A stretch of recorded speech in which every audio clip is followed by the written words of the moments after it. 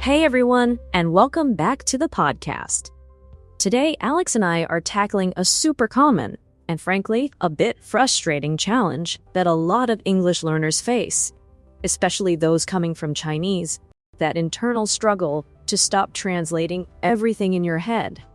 Oh, Lily, you're hitting right on the head with that one. I can't tell you how many conversations I've had where someone says, I understand perfectly when I read or listen, but when I try to speak, my brain just defaults to Chinese first, then translates. It's like a mental bottleneck, isn't it? Exactly. It's an energy drain too. Imagine trying to hold a fluid conversation, but every sentence goes through a two-step process in your mind. It's exhausting, and it slows you down. We want to help people break that habit and start thinking directly in English. Absolutely. And it's not a sign of failure, let's be clear about that. It's a very natural stage when you're learning a new language, especially one as structurally different from Chinese as English is. Your brain is just trying to make sense of the new input using its existing framework. That's so true. It's a crutch initially, but then it becomes a bit of a hindrance. So let's dive into some practical strategies. Where do you even begin if you want to stop this internal translation process? For me, one of the most effective starting points is what I call conscious immersion. It's not just about being around English, but actively trying to live in English, even in small ways. My first tip would be to start labeling things around your house. Oh, I love that. Like literally put a sticky note on your chair that says chair, or on your fridge that says refrigerator. Exactly. And don't just put the English word. Maybe add a simple definition in English, or a short sentence using the word. For chair, you could write chair, a piece of furniture for sitting. This forces your brain to associate the object directly with the English word and its meaning, rather than going, chair is a chair. That's brilliant because it builds a direct neural pathway. You're cutting out the middleman, which is the Chinese translation. What about beyond labeling physical objects? Beyond that, start narrating your daily life in your head in English. I know it sounds a bit odd, like you're talking to yourself, but it's incredibly powerful. When you're brushing your teeth, think, I am brushing my teeth. I need more toothpaste. When you're making coffee, I am pouring water. The coffee smells good. Ah, that's such a good one. I used to do something similar when I was learning Spanish. It feels awkward at first, right? But then it becomes a natural internal monologue, and it highlights where your vocabulary gaps are too. Totally. You'll hit a point where you think, how do I say X? And instead of going to Chinese, you're forced to think in English, how would I describe X? Or you'll realize you need to look up a specific English word. It's a form of active recall that strengthens those English-only connections. And speaking of looking things up, this brings me to a crucial point. Start using an English dictionary. Seriously, ditch the English-Chinese dictionary as much as you can. It's another way to force your brain to stay in English. Yes, this is non-negotiable if you want to break the habit. When you look up a word like serene and the dictionary gives you a definition like calm, peaceful, and untroubled, your brain is building connections within English. If you just get the Chinese equivalent, you're reinforcing the translation loop. It's a paradigm shift, really. You're training your brain to understand concepts and relationships between English words, rather than just mapping them to existing Chinese concepts. It's a deeper level of understanding. Absolutely. And it might feel slower at first using an English dictionary, but the long-term gains are immense. You'll notice your comprehension improving, not just of individual words, but of context and nuance. What about practicing speaking? Because that's often where the translation habit kicks in strongest for a lot of people. For speaking, I highly recommend shadowing. This is where you listen to a native English speaker, perhaps on a podcast or a video, and you try to repeat what they're saying almost simultaneously. You're mimicking their pronunciation, intonation, and rhythm. Oh, shadowing is fantastic. It engages your auditory and motor skills simultaneously, right? You're not just passively listening, you're actively producing the sounds and patterns of English. Exactly. And because you're trying to keep up, there's no time to translate. You're forced to internalize the English patterns directly. Start with short sentences, then move to longer passages. Find content you enjoy, so it doesn't feel like a chore. That's a key point. Make it enjoyable. If you're struggling through something boring, you're more likely to revert to old habits. Find a show you love, a speaker you admire, and just try to mimic them. It's a bit like singing along to a song. Yeah, exactly like that. Another technique that builds on the narrating your day idea is free association. Pick an object or a concept, say coffee.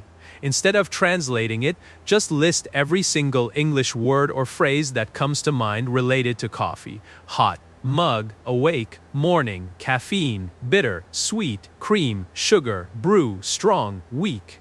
Oh, that's a brilliant brain exercise.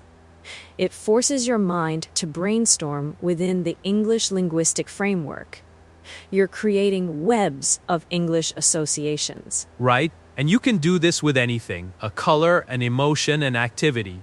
The goal isn't perfect grammar or pronunciation at this stage, it's just to generate as many English thoughts as possible around a single concept, bypassing Chinese entirely. I think a big part of this whole journey is creating an English bubble for yourself. As much as possible, surround yourself with English. Change your phone language. Watch movies without Chinese subtitles. Listen to English music. Read English news. Yeah, absolutely. The more English input you have, the more natural it becomes. And try to make it active, not just passive. Don't just watch English TV. Try to understand the dialogues. Try to predict what's going to happen. Engage with the content. What about when you're in a real conversation that's high pressure? How do you prevent yourself from reverting to translation mode when someone is waiting for your answer? That's the ultimate test, isn't it? One thing I tell my students is to not be afraid of paraphrasing. If you can't find the exact word, describe it in English. For example, if you forget scissors, say that thing you use to cut paper. This forces you to think around the concept in English. That's such a practical tip. It keeps the conversation flowing and prevents that awkward pause where you're desperately searching for a direct translation. It's also a sign of true fluency, the ability to adapt and express yourself even when specific vocabulary fails. Exactly. And honestly, embrace mistakes. The fear of making a mistake often drives people back to the safety of translating perfectly in their head, but real communication is messy. Native speakers make mistakes all the time. Just speak, even if it's imperfect. That's huge. The pursuit of perfection can be the enemy of fluency. Just get the message across. And the more you practice speaking, even imperfectly, the faster those direct English pathways will form. Another powerful technique is to set English-only zones or times. Maybe for the first hour after you wake up, you only consume English content. Or if you have a study partner, agree that you will only speak English during your study sessions, no matter how difficult it gets. I love the English-only zones idea. It's like a mini immersion experience you can create for yourself, even if you're not in an English-speaking country. It really pushes you out of your comfort zone. It does, and that discomfort is where growth happens. You know, it's like lifting weights. You feel the strain, but that's how your muscles get stronger. Your brain is a muscle too, in this sense. That's a great analogy. And speaking of growth, I think it's important to acknowledge that this isn't an overnight fix. It takes time, patience, and consistency. There will be days when you feel like you're still translating, and that's okay. Absolutely. Don't beat yourself up. Every time you catch yourself translating and then consciously try to rephrase it directly in English, you're making progress. Celebrate those small victories. It's about gradually rewiring your brain. Yeah, think of it as training your brain like you'd train for a marathon. You don't just wake up one day and run 26 miles. You build up endurance, you practice, you have good days and bad days, but you keep showing up. Precisely. And sometimes it's about shifting your mindset from learning Englishes to living in English. When you start to see English not just as a subject to be studied, but as a tool for experiencing the world, that's when the magic happens. That's beautifully put, Alex. It becomes less of a chore and more of an adventure. And the more you immerse yourself, the more those translation pathways naturally atrophy because they're simply not needed anymore. Exactly.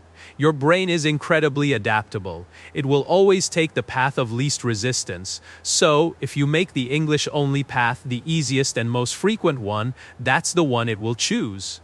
So to recap for our listeners, start labeling your environment, narrate your day in your head, switch to an English dictionary, practice shadowing, try free association, create English-only zones, and crucially, don't be afraid to make mistakes. And remember that consistency is key.